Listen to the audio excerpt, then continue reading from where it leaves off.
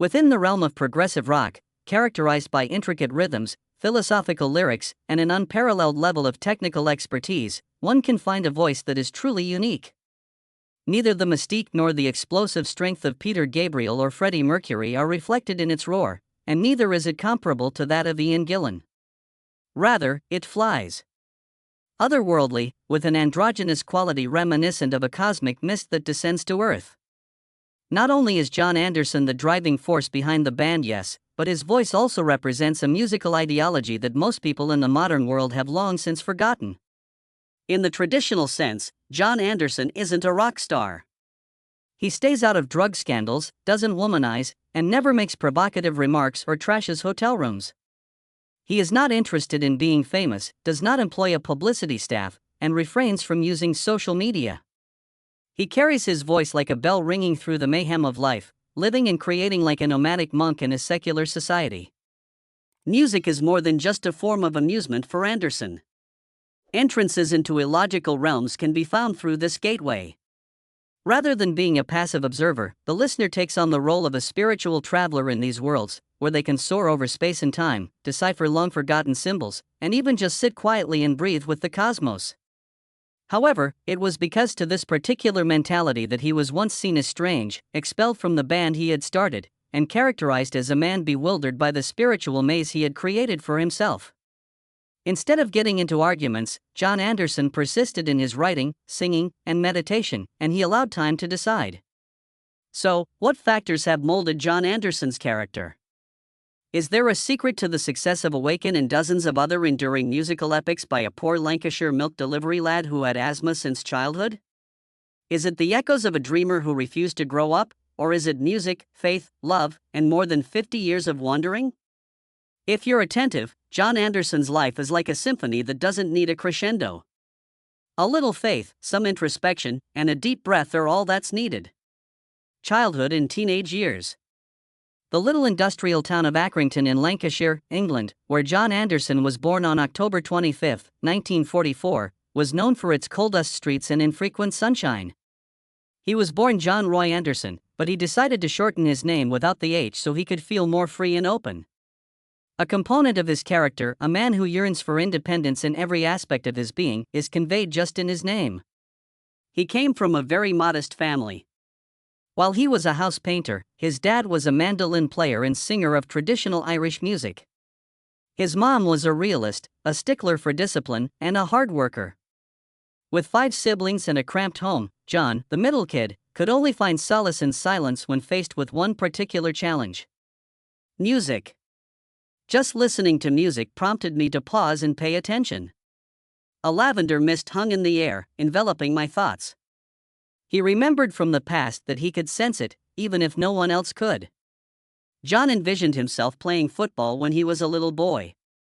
He joined a local youth squad because he adored Manchester United. But that dream was dashed by his persistent asthma. My memory of passing out on the field from lack of oxygen is very clear. I felt like I belonged someplace else and realized I couldn't play football that day. He also didn't belong at school. Anderson was frequently scolded for daydreaming in class, had trouble paying attention in class, and resented rules. He left school at the age of 15 and worked as a milkman, a laborer, and finally, a cigarette factory worker.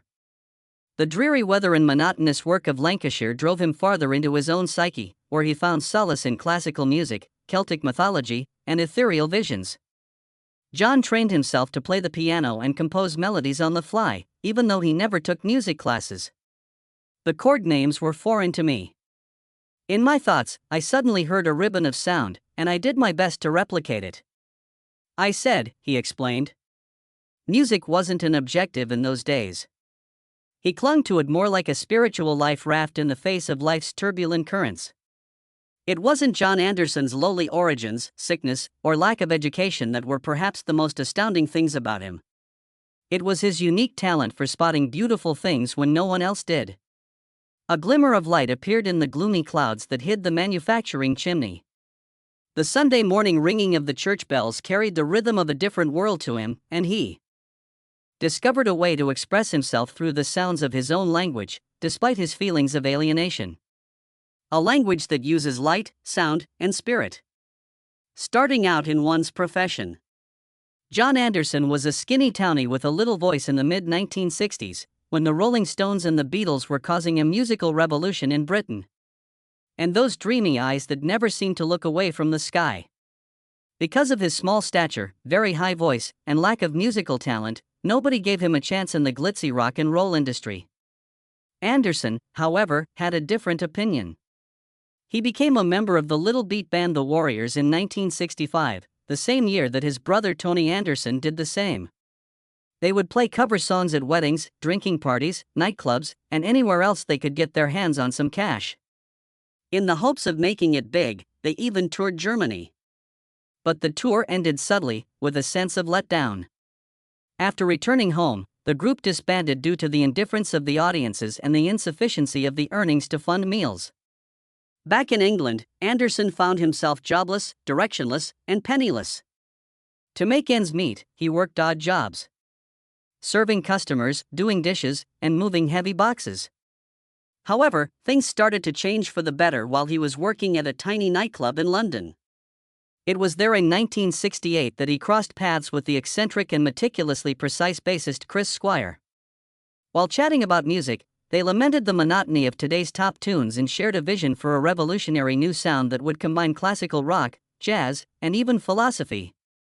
After recruiting a drummer, a guitarist, and a keyboardist, they formed the band Yes. Why, yes? According to Anderson, it is the simplest and most optimistic word he is familiar with. Yes was originally just another London psychedelic rock band. Both Yes, 1969, and Time and a Word, 1970, their second album, were well received but did not achieve much of an effect. But Anderson started to form his own distinctive style around this time. Lyrics about love, protest, or confessions of the heart weren't in his songwriting repertoire. Topics covered in his writings included astrophysics, parallel universes, ancient spirits, and crystal vibrations. It was deemed foolish by some. Some made fun of him, claiming that his songs were incomprehensible. Chris Squire, however, remained unwavering since he was the sole individual who had faith in Anderson. Bolder musicians were brought in when they overhauled the lineup. Assembled here are Steve Howe on electric classical guitar, Rick Wakeman armed with a plethora of synthesizers, and Bill Bruford on drums, who left Oxford to perform in Prague. All the pieces were there. The esoteric themes and expansive song structures of an obscure band were going to reshape 1970s music. Jon Anderson was still on the outside looking in before he entered that golden age.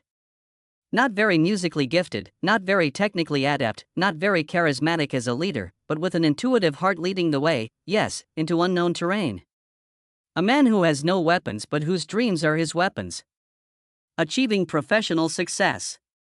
Fragile, which debuted with the single Roundabout, was released in the fall of 1971. An intriguing 8-minute piece that kicked off with an acoustic guitar played in reverse and a bass line that seemed to originate from another dimension. Jon Anderson's soaring voice soared over that bass, aimlessly, without purpose, only to soar. A new golden age had begun for Yes. Many progressive rock fans consider Close to the Edge, released in 1972, to be a definitive masterpiece. In 37 minutes, organized like a symphony with multiple movements, featuring only 3 songs. Rather than being comprehended, Jon Anderson acted as a guide across that ethereal musical terrain. Lyrics were more like poetry or codes to him. Even at the brink of shame, a seasoned which may summon you. Not merely a song, but a right in its own right. Words didn't have to make sense to Anderson. They simply had to strike the correct chord. Each live performance served as a sacred ceremony. A journey within each record. On sometimes, he was intolerable because no one else in the band was like him. When it came to Jon Anderson, excellence was his obsession. In the moments leading up to their recording sessions, he had the band reflect. Rather than using notes, he used colors to write music. He was nearly a heretic in the 80s rock scene for his aversion to meat, smoking, and alcohol. Indeed, it was this peculiarity that set Yes apart from the rest. Intense and novel, yet not marketable or easy to learn or assimilate. Tales from Topographic Oceans, released in 1973, was the apex. It contained 4 tracks, each lasting more over 20 minutes, and was influenced by the Indian Upanishads. Critics in the UK music press made fun of it. People in the crowd shook their heads in disapproval. However, Anderson persisted. It was unnecessary for him to comprehend music. It was essential to believe it. Yes was tense despite the overwhelming success. The idealist Anderson frequently butted heads with the technical perfectionist Steve Howe and the flamboyant and defiant virtuoso Rick Wakeman. Anderson departed the band for the first time in 1980 following a demanding tour and increasing pressure to produce new material. He embarked on a fresh endeavor, delving into a form of modern art.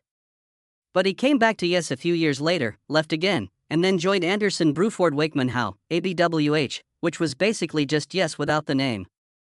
The more contemporary pop-rock sound of Yes' 1983 single Owner of a Lonely Heart from album 90125 was an unexpected success. Even though Anderson wasn't completely satisfied, the song became a massive hit on MTV. The market had taken a piece of his soul, he felt. Since then, Anderson's career has been full of ups and downs, coming back around and breaking again. Each time he came back, he brought something different, a more abstract thought, a fresh idea, or even a feeling of estrangement from the band he had started. The vision had split internally, but yes, it persisted. Part 6 details.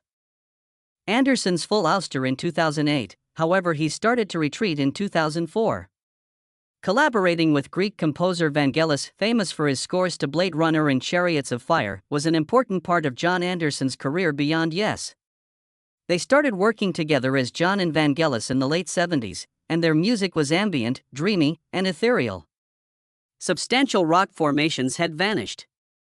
On tracks like State of Independence, I'll Find My Way Home, and The Friends of Mr. Cairo, Anderson let his voice to float over Vangelis's generated soundscapes. Jon found solace here, away from the pressures of trying to fit in with a band or to assert his artistic authority. Take a moment to listen. Exhale and harmonize. Jon Anderson dabbled with areas of awareness that few had dared to touch, yet he was never one to dominate the charts. He defies the prevailing trends in an era where musicians are evaluated based on views and virality. However, his anti-trend stance ensures that he continues to thrive, providing sustenance to those who hold music in higher esteem. Disagreements, confusion, and whispers. Jon Anderson was the inseparable soul of Yes for many years, not because he was the band's greatest vocalist or guitarist, but because no one else shared his view of the band's mission as a spiritual quest. He didn't merely compose music, he constructed an entire universe. Consequently, his downfall was not caused by scandal or the press, but rather by those he had formerly considered brothers. Jon Anderson was unexpectedly hospitalized in 2008 with acute respiratory failure as Yes prepared for a new tour. This was the worst case of asthma he has experienced since he was a child. Because of his inability to sing or breathe, physicians advised him to stay in bed for months. The cosmos was sending Anderson a message to take stock of himself, as it always does. In order to get well, he said he would temporarily stop touring, having faith that the group will patiently await his return. However, the band wasted no time. The remaining members of Yes, including his lifelong friend and co-founder Chris Squire, chose to go on with the tour without him. Not only that, but they sent in a young vocalist called Benoit David to take Anderson's place, a man whose voice was so similar to Anderson's that it caused a stir the minute he took the stage. There was no public notification or official gathering. Online, Jon learned that he had been replaced. "I wasn't leaving the band," he stated in a subsequent interview, his voice quivering. "While I was in the hospital, I was kicked out. In all my years, nothing has ever broken my heart more than that." Being abandoned by his musical family was an act of pure betrayal for someone whose life was guided by intuition. Anderson has since ceased to refer to Yes as a singular entity. He exclusively brings up specific members, like preserved recollections. By the time Chris Squire died away in 2015, their relationship had already been irreparably damaged, and they had never made up. Plus, very few people know that Jon also had a profoundly private crisis. He fell into a protracted emotional collapse after his divorce in the early 1990s. His closest associates remember that he was disoriented. without releasing any music and dodging the press as they wander between meditation institutes. Even music was out of his system for a while. For hours on end, he would sit and attempt to sense the air. Speculation ensued that he had isolated himself from society, was mentally sick, thought aliens were his creative influences, and was unable to perform because of long-term lung injury. What happened next? He seemed to have grown accustomed to being misunderstood, as he laughed quietly. He once said, "I'm not crazy," in response to a question regarding the media's claims that he was insane. "Their expectations of my life are just not met." No need for an apology if that annoys them. Perhaps people fail to grasp Jon Anderson's point. Perhaps not even his former stagemates ever genuinely liked him. However, consensus was never his goal. For him, singing is an honor, having one's voice heard is a gift, and being misunderstood is something that happens to everyone who tries to connect with the profound aspects of life. It's the cost of liberty, not a tragedy. Jon Anderson was a man so reclusive in real life that he appeared nearly invisible. This contrasts with his stage persona, in which he soars through dimensionalities of awareness through music. There will be no surprising announcements, no extravagant weddings, and no romantic scandals. Love, in his view, was never a tale worth telling. In the midst of creative storms, it was a peaceful journey to maintain serenity. Jon wed Jennifer Baker in 1969, before his career had really taken off. Baker had been Yes' silent companion throughout the band's formative years. They were married for 3 kids and had a low-key existence together. After a long flight, "She was the one I came back to," Anderson would say in the few interviews when the subject of family came up. As a dreamer who was perpetually lost in music, philosophy, and spirituality, he found it extremely challenging to be a realistic husband. They were married for 25 years when the marriage quietly ended. Just 2 individuals finishing a journey, no public shaming, lawsuits, or blame. Were cognizant of the fact that their worlds had diverged. Anderson lived alone for a long time after the divorce. There was a period of profound introspection, qigong practice, and meditation. He was almost non-existent in the public eye for a while. Not a single new album or live performance. On a daily basis, he practiced yoga, painted, and wrote. He frequently claimed to be experiencing a rebirth from within during that time, according to his friends. Then, in 1997, he crossed paths with vocalist Jane Luttenberger, who would go on to become his second wife and an artistic collaborator. Unlike Jennifer, Jane was never one to stay in the shadows of his music.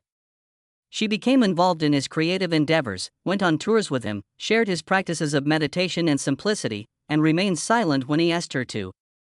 Love was hushed between them. They just made their home there. Jon Anderson's perspective on love remained unchanged during his 2 quite different marriages, which is very astounding. Rather than dominance, coercion, or societal pressure, it had to be resonance. He explained that love is more of a frequency than a promise in an interview with the magazine Progression. When 2 people's frequencies align, it's as if a melody is created. You are unable to restore the original frequency after it has slid. Maybe that's why he kept mum about his history, his present, and marriage, never boasting or judging either. Love, he says, is like music, it defies definition. It can start and end without a script or a reason. As he sings, gently, ethereally, and uniquely, in that stillness, Jon Anderson continues to adore. Immortal impact and legacy virtuosic guitar solos, epic 20-minute songs, and laser-lit shows are common images that come to mind when discussing the progressive rock greats. However, those glittering components aren't what Jon Anderson considers to be his legacy. Contrarily, it can be found in the pauses, in lyrics as enigmatic as old codes, and in a voice that appeared otherworldly. The spirit of Yes was guarded by Anderson for more than half a century. Sure, we could still release albums, play live, and tour without him, but we couldn't provide the same otherworldly glow that he had. For this reason, and not only because he composed excellent music, many of his admirers referred to him as the guardian of prog's golden period. He had faith in music's curative powers, in the power of words to open doors within the human soul, and in the ability of a 20-minute song devoid of chorus and memorable hook to captivate people willing to listen attentively. As the world sped up its transition to music driven by commercialism, Jon Anderson stayed true to a kind of music that benefited only the individual's soul. His impact went well beyond the realm of Yes. John Davison, the current lead singer of Yes, and other progressive vocalists such as Sigur Rós and Jónsi were all influenced by his high, clear voice. Critical reception of his solo work, such as Oleus of Sunhillow, was overwhelmingly positive. The CDs showcased his ability to compose, perform, and arrange musical pieces solo, without the aid of a band. Vangelis was his gateway to an alternate reality, one where music could unite people with cosmic frequency in a way that was rational, organized, and uncommercial. Not because of their method, but because of their total independence, Jon and Vangelis are cited as important influences by many contemporary electronic composers. Even more astounding is the fact that Anderson's influence extended to the spiritual plane. He is seen as a living embodiment of the ideals held by adherents of New Age ideologies, yoga, and sound healing. Meditation centers across the globe include his music into their guided meditation programs. It's not just that he sung about Buddhism, his ability to achieve a state of calm through sound is what truly matters. This was accomplished by someone who had no academic training in music theory, who had no Grammys, and who was never named to Rolling Stone's rankings of the greatest singers. For those who have immersed themselves in Jon Anderson's world, the impact he has had is incalculable in terms of accolades and streaming statistics. It is a path, a message, a frequency that only seekers of truth can perceive. The most enchanted aspect, though, is that he made no effort to be remembered. If he didn't raise his voice at just the correct moment, he sang as if the universe were about to explode. Here and now. Jon Anderson didn't celebrate his 80th birthday in 2024 like a retired superstar. There were no elaborate memorial services, no writing of a memoir to record his life's events, and no escape to a remote home in the woods. Even now, he's on tour. Continues to stand on stage, her eyes as bright as a child's, dressed in her flowing white robe, and, as if receiving a signal from another realm, pauses in quiet before singing. At a time when many famous singers perform for the sole purpose of being remembered, Jon Anderson performs the exact opposite. He drafts. Rather than a memento, his album True, which he will release in 2024 alongside the band Geeks, is an offer. That progressive rock courageously and authentically continues to thrive in the modern era. His voice may have lost its once soaring timbre, but its purity and brightness shine through like sunlight reflected on water. He toured North America in 2025 on the Yes, Epics, Classics, and More tour, which lasted over 2 hours and featured complicated songs that few artists are willing to play anymore. Equivalent to Ritual, Nous sommes du Soleil, or Gates of Delirium. And Jon was unconcerned. He made no effort to reenact the past while he stood center stage. He recounted it in his own unique style, more akin to a storyteller than an icon, gently and subtly. Unexpectedly, he leads a really straightforward existence. He and his wife Jane reside in a tranquil California coastal hamlet, where he tends to their gardens, takes daily beach walks, and practices Qigong. No public relations, no news conferences, and no social media. But everyone who has met him has said the same thing. Nothing has changed about him. Anderson simply grinned in response to a question about what he still needed to do in a recent interview. The music continues. Who knows, maybe the sun may sing me a different tune tomorrow. I will jot it down if I am still alive. Many are perplexed. What gives him the will to live at his age? Do not confuse it with monetary value. Money has always eluded him. Not fame, but when Yes was initially nominated, he turned down the Rock and Roll Hall of Fame. One of his lyrics, Nous sommes du Soleil, which translates to We love when we play, might hold the key. In our playful selves, we revel like the sun. Jon Anderson considers every opportunity to sing a miracle. He continues to perform not to bring us back to a bygone era, but to demonstrate that its brilliance has endured. It was never Jon Anderson's calling to be a floor artist. He chose a different path than most rock stars. There won't be any scandals that put him on the pages of tabloids, no outrageous claims, and no last-ditch efforts to cling to his glory days.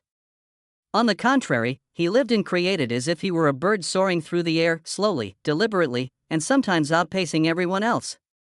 But his elusive character is the very thing that has kept him going for all these years. Music isn't meant to fill voids, but to unlock the depths within us, a quiet voice said amid an increasingly chaotic world. Writing isn't his goal. Keeping himself afloat, he writes. The world waits with bated breath whenever Jon Anderson performs, even though his voice isn't as powerful as it was in the 1970s, because they understand that his music is more than a song. It is a conviction. There is still a sound, soft and genuine, like the first time a person hears their own breath, amidst all the mayhem. Maybe that's the secret of his enduring appeal. Not because he was Yes' lead singer or because he composed Oleus of Sun Hilo or Close to the Edge, rather, he exemplifies a kind of musician that is dwindling in numbers. Someone whose art isn't meant to be admired, so as to prevent the waning of aspirations. Can you recall the initial impression of Jon Anderson's voice? Have you ever had the sensation of weightlessness, drifting aimlessly, relying only on the sound of your surroundings? Let us know what you think by leaving a comment. Please like and subscribe if you share our belief that music has the power to unlock the depths of the soul. We invite you to embark on a journey with us as we explore the lives of artists who have embraced this reality. For tuning in, I am grateful. We will meet again in the next tale.